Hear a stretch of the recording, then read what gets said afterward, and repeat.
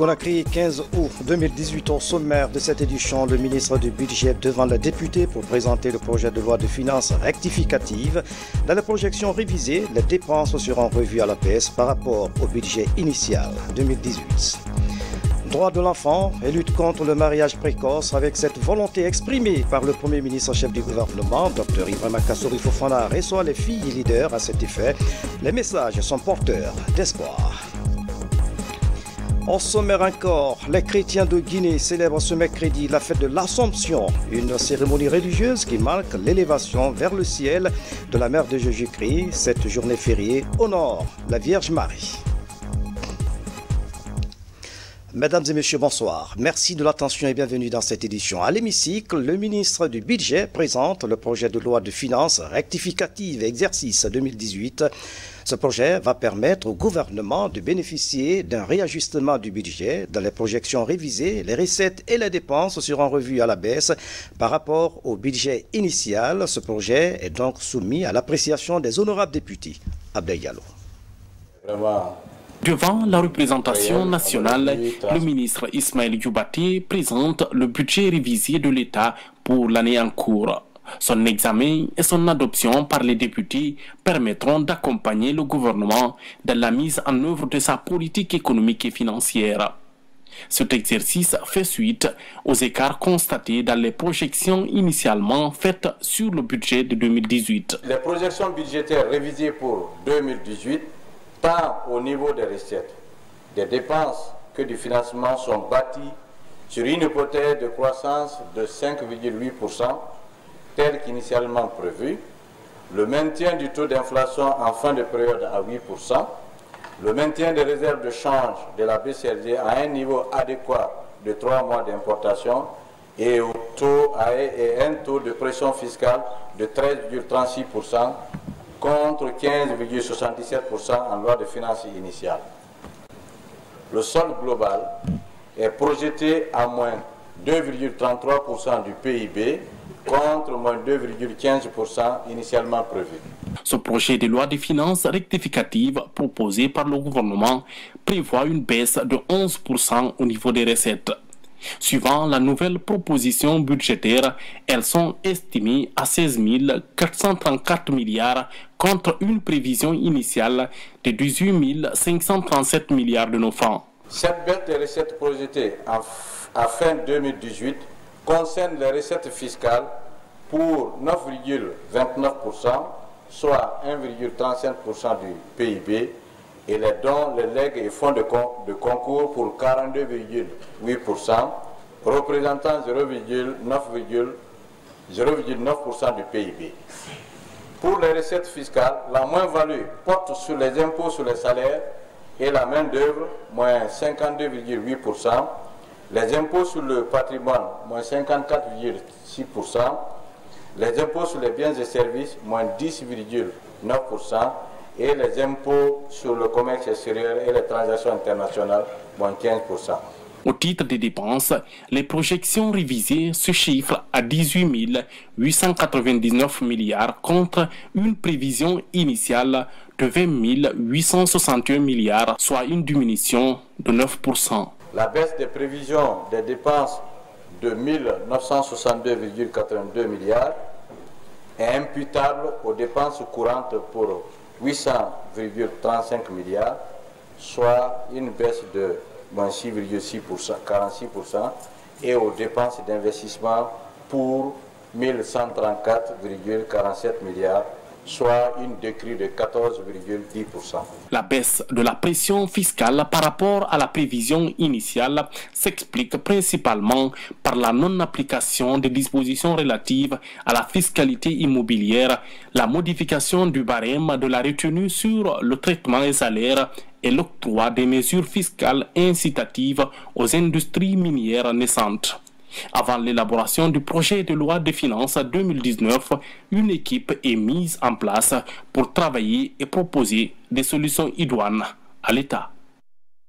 Première institution de microfinance, le Crédit Rural est en passe d'accroître son appui en direction des zones rurales. L'engagement est pris à Conakry à la faveur de son Assemblée générale. Pour cette année, le Crédit Rural compte financer les projets communautaires à hauteur de 206 milliards de francs guinéens. Le point avec Mamadi Terna Kamisoko. Dans les communautés rurales du pays, plus de 418 000 personnes bénéficient du fonds du Crédit Rural de Guinée. Un engagement communautaire qui vise à lutter contre la pauvreté et la vulnérabilité dans le monde rural. À Conakry, les responsables des 167 points de service travaillent sur une nouvelle feuille de route au compte du nouvel exercice de la microfinance. Cette année, 206 milliards de francs guinéens seront octroyés. L'année 2017 s'est bien comportée, il y a eu moins de problèmes. L'année 2018 aussi, on espère qu'il y aura moins de problèmes. Donc le Crédit Rural, comme vous l'avez constaté, a renoué avec la croissance. Nos résultats sont positifs. Nous avons reconstitué les fonds propres qui étaient érodés suite à la crise épidémiologique Ebola. Donc le Crédit Rural se porte bien avec ses 400 et quelques mille clients. Nous couvrons l'ensemble du pays. Un ambitieux programme de développement local du Crédit Rural que l'Agence française de développement soutient par le financement de 2 millions d'euros, dont 1 million de prêts remboursables sur 11 ans. Ce financement d'intérêt communautaire va intensifier davantage les actions de développement dans les zones rurales. Cet accompagnement va servir au Crédit Rural à améliorer son système d'information, à améliorer sa gouvernance, à avoir un système de caisse beaucoup plus performant pour donner davantage de satisfaction à ses sociétaires, à ses emprunteurs. Voilà. Au cours de cette Assemblée générale, les agences qui se sont distinguées par la qualité de leurs prestations ont été récompensées. Une façon de créer l'émulation et encourager le travail axé sur le résultat. Dans l'actualité encore, promotion du partenariat public-privé, la douane nationale et DHL International signent un protocole d'accord. Il prévoit une procédure simplifiée et sécurisée dans le cadre de dédouanement des colis. Ce protocole a été signé mardi à la Direction générale de la douane sous la supervision du conseiller juridique du ministère du Budget, Mamadi Terna Kamisoko. Fatima Touya, le reportage. C'est en 2012 que la douane nationale et DHL International Guinée ont entamé leur collaboration. Réconfortés par les bénéfices tirés pendant ces 6 dernières années, les deux parties décident d'adapter leurs documents de base aux nouvelles exigences du commerce international. Le protocole d'accord signé ce mardi offre à DHL une procédure simplifiée et sécurisée pour le dédouanement de ces colis en Guinée. Concrètement, ça veut dire quoi? Vous savez, pour tout ce que vous importez ou vous exportez dans un pays, tout doit passer par la douane, même la feuille de papier. Tout doit passer par la douane. Bon, pour certaines marchandises, par exemple, dont la valeur n'est pas intéressante, enfin, quand je dis intéressante, la valeur n'est pas très grande. Si on vous demande de faire une semaine pour faire les procédures de douane afin d'avoir votre colis, vous voyez vous-même que c'est un peu pénible. La valeur d'argent que vous dépensez pour faire ça, ça dépasse même la valeur du produit. Donc il est bon que nous puissions voir avec l'administration de la douane, on s'assied, on dit bon, qu'est-ce qu'on peut faire pour alléger la tâche, hein, pour alléger, de telle sorte que le panier, comme on dit souvent, le panier de la ménagère ne revienne pas cher. Pour la bonne marche de ce nouveau partenariat, DHL met sur la table un fonds de garantie de 2 milliards de francs guinéens. Un engagement qui rassure d'ores et déjà les soldats de l'économie nationale. Je dois vous dire, la douane gagne beaucoup de choses dans ça. 2 milliards de francs guinéens en matière de régularisation des déclarations des marchandises enlevées provisoirement. C'est-à-dire 1 milliard pour le bureau des douanes de l'aéroport et 1 milliard pour le bureau des colis postaux que j'ai l'honneur de diriger. Avec ce protocole d'accord, la douane guinéenne exprime son ambition d'offrir aux investisseurs un cadre propice aux affaires, ambition qui cadre avec la politique nationale de promotion du partenariat public-privé. L'autre image de l'actualité nationale, éboulement dans la préfecture de Koya. Une jeune femme a trouvé la mort. La défunte d'une trentaine d'années exploitait la granite dans une ancienne carrière, mais sur le site, des particuliers construisent de façon anarchique des maisons d'habitation. Le ministère de la Ville procédera bientôt à la démolition de toutes les constructions illégales. Saint-Martin, éclairage. À Frigiadi Plateau 43 d'Amania, une ancienne carrière de granit abandonnée par des sociétés de construction de routes. Depuis 2 ans, la zone est interdite d'accès aux populations. Mais certains riverains continuent encore à exploiter de façon anarchique la carrière. Il y a 2 jours, un éboulement a lieu. Une énorme masse de pierres a chuté. Une exploitante clandestine a été fatalement touchée. La victime était âgée de 30 ans. Ce jour-là de l'incident malheureux, une femme qui était mariée à l'abbé, divorcée, a rejoint sa tante qui vit à côté, à quelques 100-150 mètres du site. Leur activité quotidienne, c'est rassembler les blocs de pierre et les revendre à ceux qui construisent des bâtiments à côté. Après le petit déjeuner, donc elle a rejoint la carrière pour rassembler les blocs de pierre.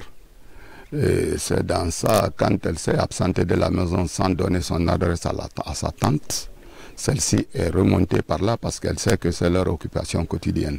Au moment juste, elle apercevait sa fille, elle s'est rendue compte qu'en hauteur, il y avait un tas de gravier réunis là-bas qui descendait éboulement. Elle a aussitôt crié danger pour que sa fille se sauve. Celle-ci s'en est rendue compte que la terre venait vers elle. Elle a essayé de s'escaper, mais trop tard. La carrière et ses environs sont illégalement occupés malgré des risques. La ceinture de sécurité de 500 mètres est franchie. Pire, des bâtiments poussent allègrement au flanc de la montagne. Des spécialistes craignent d'autres effondrements pendant la saison des pluies. Derrière moi, il y a des réalisations. Présentement, en tant que directeur préfectoral de l'habitat par intérim, je ne sais pas comment ces gens-là sont venus, puisque nous faisons le contrôle tous les jours, tous les matins. Mais il est avéré aujourd'hui, par la complicité de nos confrères de Dubreka, que cette zone est aménagée par la direction préfectorale de Dubreka. Nous, on voit seulement les gens en train de voler. Est-ce que vous avez vu? On voit seulement en train d'évoluer. À quiconque on est en train de voir évoluer, on nous dit qu'il a ses documents. Donc, on pense qu'il a passé pour faire un contrôle au niveau de l'habitat. Donc, par exemple, si c'est comme si c'est eux qui ont donné l'ordre. Mais maintenant, dès qu'on a compris maintenant, ce n'est pas réel.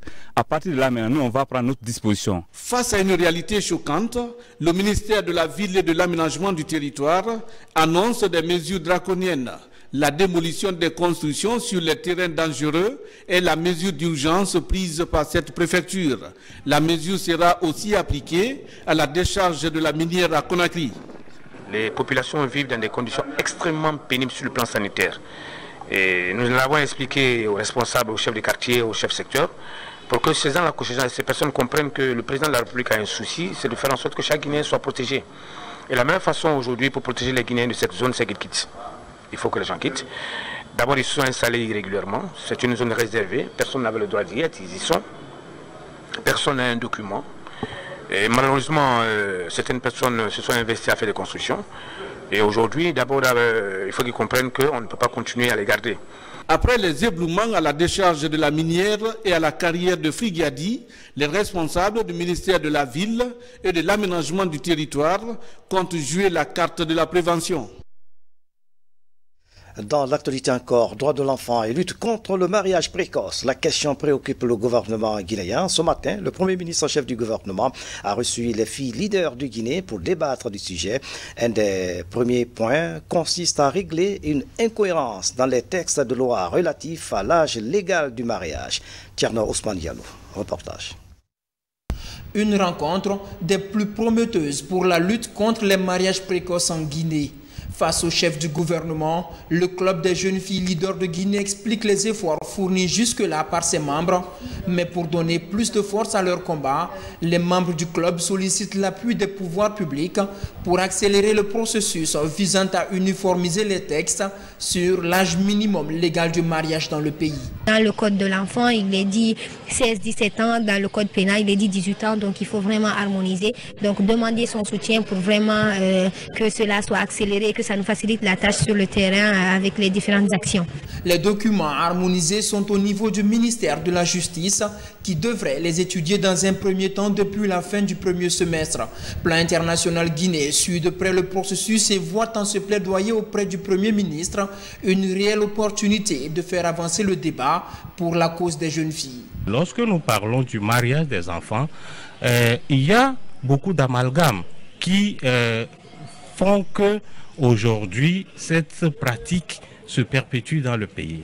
Donc, comme Monsieur le Premier ministre nous a justement conseillé en ce sens, c'est beaucoup plus des actions en direction de la masse populaire, de faire en sorte que chacun comprenne que ce n'est pas de leur intérêt que les enfants, les filles soient mariées à bas âge, parce que ça détruit l'avenir de l'enfant, ça détruit toute une génération. Le chef du gouvernement rassure quant à son engagement d'œuvrer pour l'harmonie des textes de loi relatifs à l'âge légal du mariage.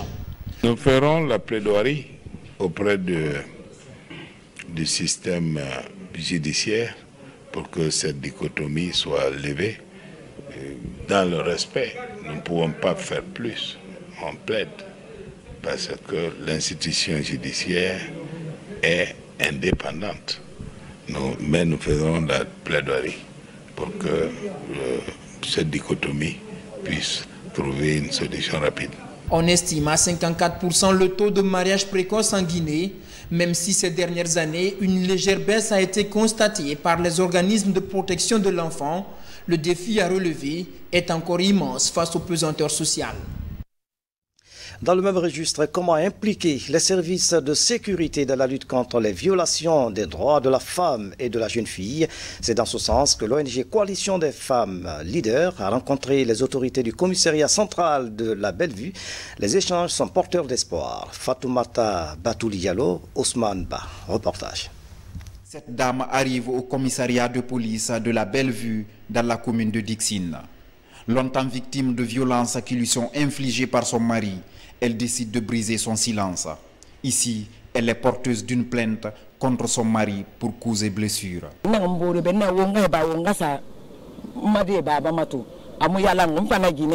J'ai trouvé ma co-épouse avec mon mari. Du coup, elle a commencé à me taper. C'est ainsi on s'est bagarré. Et mon mari a aussitôt pris sa défense.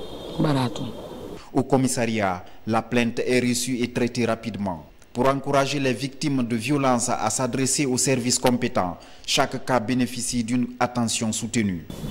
Nous recevons beaucoup de plaintes. Le mois là, j'ai reçu au moins 2 cas de causes de blessures volontaires sur des femmes mariées. Pour que ce cycle de violence cesse, il faut que l'impunité s'introduise. Si nous laissons à tout moment la médiation entre l'homme et la femme, le cycle de violence va toujours continuer. Mais pour briser ce cycle de violence, il faut envoyer le dossier au tribunal. Lorsque nous recevons les dossiers de ce genre, nous sommes obligés de prendre à bras le corps. Pourquoi? Vous savez, la femme appartient à une couche vulnérable. Donc on est obligé. Aux côtés des victimes et des services de police, des organismes de défense des droits des femmes veillent à l'aboutissement de la procédure et à ce que la dignité de la couche féminine soit respectée. Nous vivons dans une société moderne et civilisée. Ce n'est pas par les bastonnades qu'on règle les problèmes.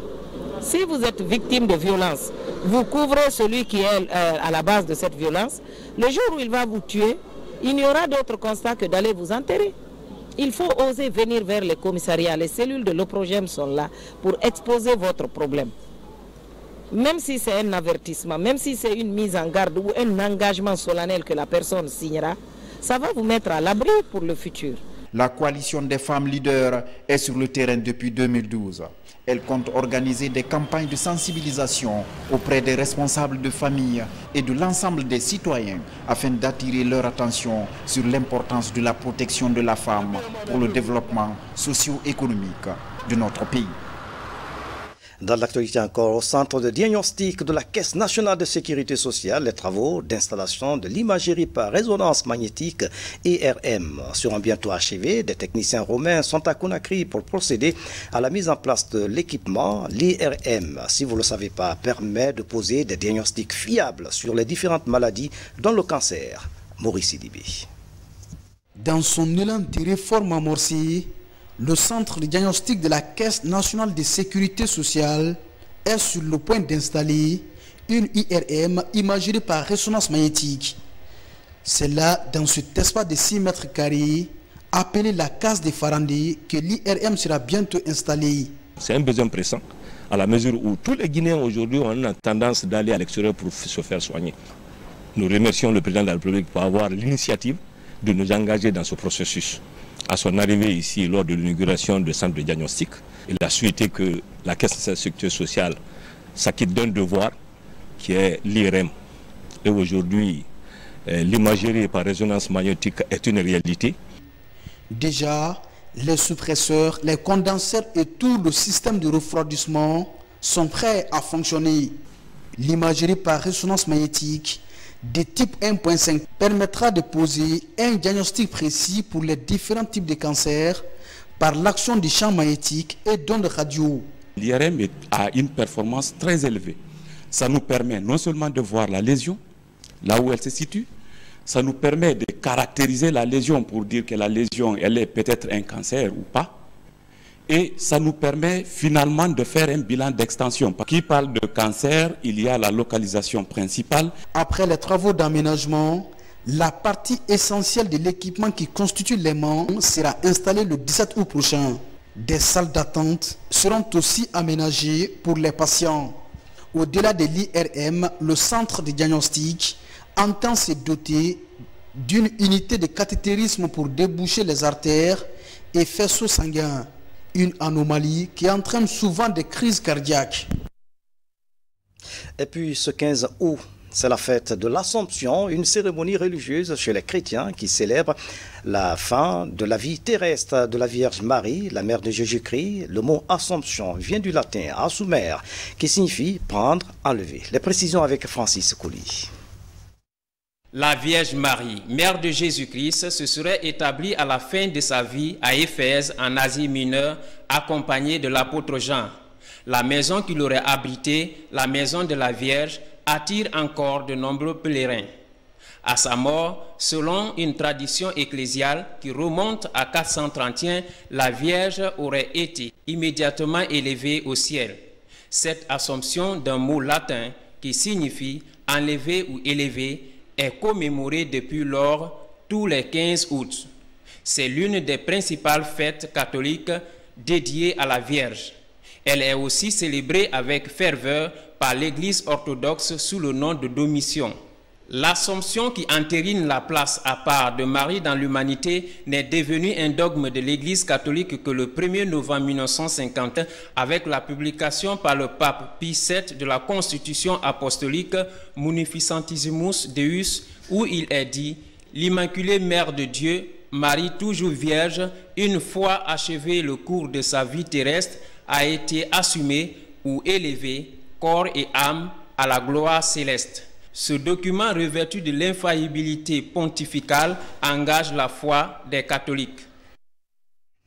Merci Collier. Et justement, à l'occasion de cette fête chrétienne, des prières ont été dites dans les églises du pays.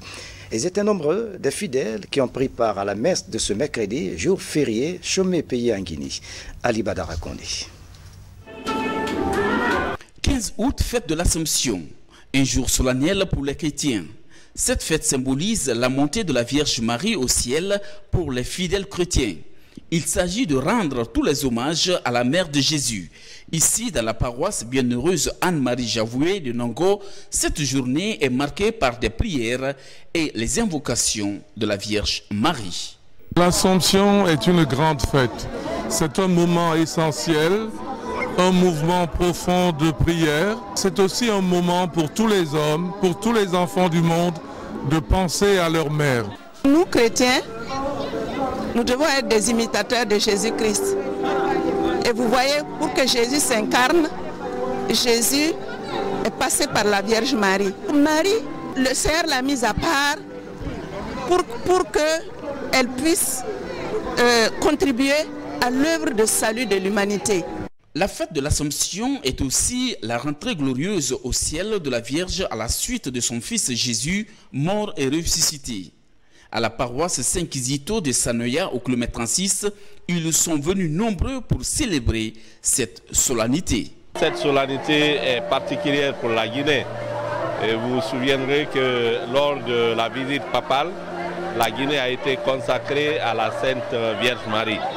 Donc aujourd'hui, c'est le moment pour nous d'accentuer les prières et vraiment implorer la Sainte Vierge Marie d'intercéder auprès de son Fils Jésus-Christ notre Seigneur pour qu'il y ait la paix, plus de prospérité, d'entente pour le développement pour notre pays. Avec la fête là, il y a beaucoup de femmes qui prendront de l'exemple et qui peuvent aussi imiter la Vierge Marie dans ses œuvres, même si nous ne pouvons pas faire le tout, mais qu'on prenne quelques parties de ses actes pour que nous puissions être le modèle de la Vierge Marie. Père François Sylla, dans son homélie du jour, a invité les fidèles chrétiens au maintien de la paix et à la quiétude sociale. La victoire de Marie sur la mort réalise la victoire de toute l'humanité sur la mort. C'est la victoire de la vie sur la mort. C'est la victoire de l'amour sur la haine, comme je le disais à la messe. C'est la victoire de la lumière sur les ténèbres. L'Assomption est aussi célébrée par les pèlerins guinéens ce mercredi. C'est à Lourdes qu'ils ont donc participé à la messe qui commémore l'élévation de l'âme et du corps de la Vierge Marie au ciel. Plusieurs chrétiens guinéens considèrent leur présence à Lourdes comme une grâce. Ils sont au micro de nos envoyés spéciaux, Marc Collet et Momelamine Solano. C'est une joie immense de prendre part à cette fête à Lourdes. Et je crois nous voulons marcher sur les pas de notre mère, sur les pas de Jésus, en cherchant Dieu, comme il l'a dit dans sa parole, cherchez-moi de tout votre cœur, si vous me cherchez, vous me trouverez. Ce pèlerinage que nous sommes en train d'effectuer en ce moment est une démarche de foi, mais aussi une démarche de conversion de nos cœurs afin de nous rapprocher davantage de Dieu, notre Créateur, afin de vivre notre foi chrétienne, d'être dans nos communautés des artisans de paix, des artisans d'amour. Nous avons été heureux d'apprendre donc sur cette année, la Guinée organise un pèlerinage marial dont un des parcours forts se trouvait être Lourdes, évidemment, plus d'autres sanctuaires. Donc comme nous avions organisé un pèlerinage pour venir à Lourdes, de nous retrouver afin de partager ce moment, pour nous c'est une vraiment belle expérience. Nous espérons pouvoir le renouveler, prier pour notre pays, prier pour nos dirigeants, prier pour notre Église, prier pour la paix partout où nous pouvons être. Et puis, en plus bref, en image, à Rome, le pape François a confié à Marie les angoisses et les tourments de ceux qui, dans de nombreux endroits du monde, souffrent dans le corps et dans l'esprit. Le Saint-Père a pensé en particulier à ceux qui sont éprouvés par la tragédie survenue hier en Italie, qui a fait une quarantaine de morts et de nombreux blessés. C'est suite à l'effondrement d'un pont. Voilà, c'est la fin de cette édition. À tous, merci de nous avoir suivis. Bonne fête à tous les fidèles chrétiens de Guinée. Excellente soirée, où que vous soyez dans le monde. À demain.